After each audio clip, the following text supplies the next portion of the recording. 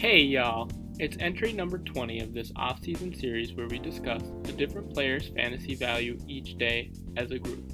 We are another day closer to the start of the 2022 NFL season. Each day we'll drop a name, go through some positives and some concerns of their fantasy profile, and then I'll give my personal opinion at the end. Today's discussion will be on Chris Godwin, wide receiver, Tampa Bay Buccaneers. We'll start with the positives with Chris Godwin's fantasy profile. To start, we have to talk about his yards after the catch. Chris Godwin had 586 yards after the catch in 2021, according to Pro Football Reference, which ranked 6th in the entire NFL during the 2021 season, only behind Cooper Kupp, Deebo Samuel, Jamar Chase, Austin Eckler, and Devontae Adams. The high ranking in this category gets even more crazy to think about when all of the other players that ranked ahead of him in this category played 16 or more games, while Godwin played just 14. Clearly, Godwin is a yards after the catch beast, which should only help him in your fantasy leagues. The next major positive with Chris Godwin's fantasy profile is that he's already proven himself in the past. Chris Godwin has been one of the best wide receivers in the NFL over the past few seasons, averaging 6.23 receptions on 8.3 targets for 81.9 receiving yards and 0.53 receiving touchdowns per game over the last 3 seasons, according to Pro Football Reference. This isn't a guy where you need to bet on them taking the next step to live up to fantasy expectations. He's already proven that he can play at a high level, and just performing around his averages the past few years will be enough to make him a great fantasy asset. The last major positive with Chris Godwin's fantasy profile is that he plays in a wide receiver-friendly offense. Former head coach Bruce Arians may be gone, but last year's offensive play caller, Byron Leftwich, is still with the team. Over the course of his career, Byron Leftwich's wide receiver room has gotten better usage and production than the average team.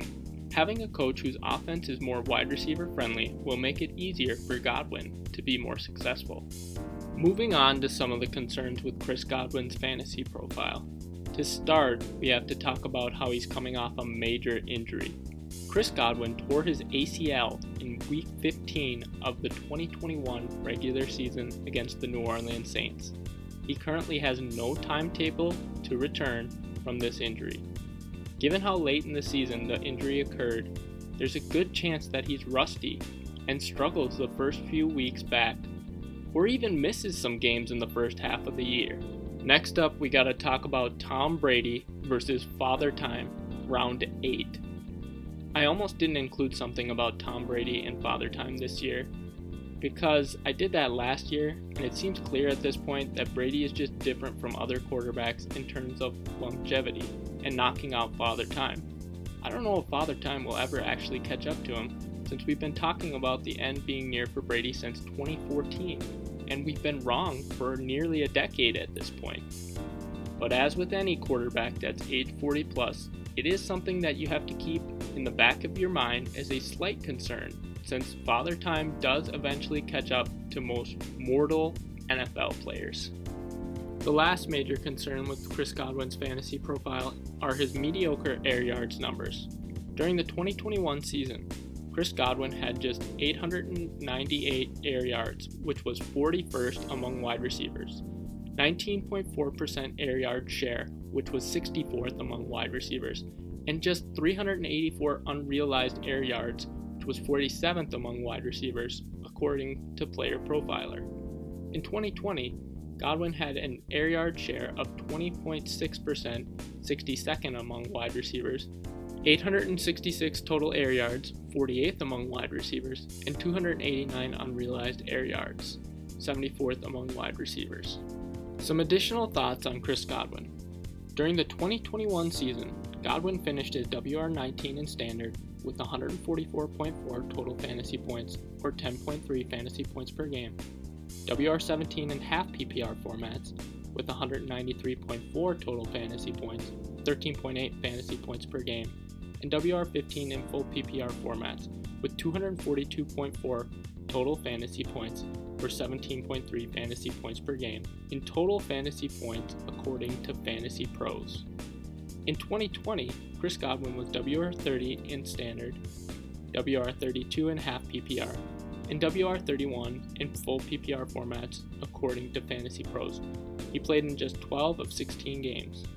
In 2019, Chris Godwin was WR2 in standard, WR2 in half PPR, and WR2 in full PPR formats in total fantasy points in 14 games.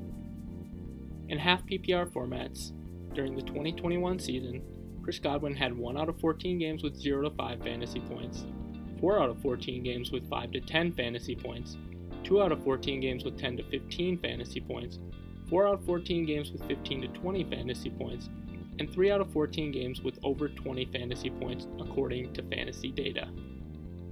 Red zone usage.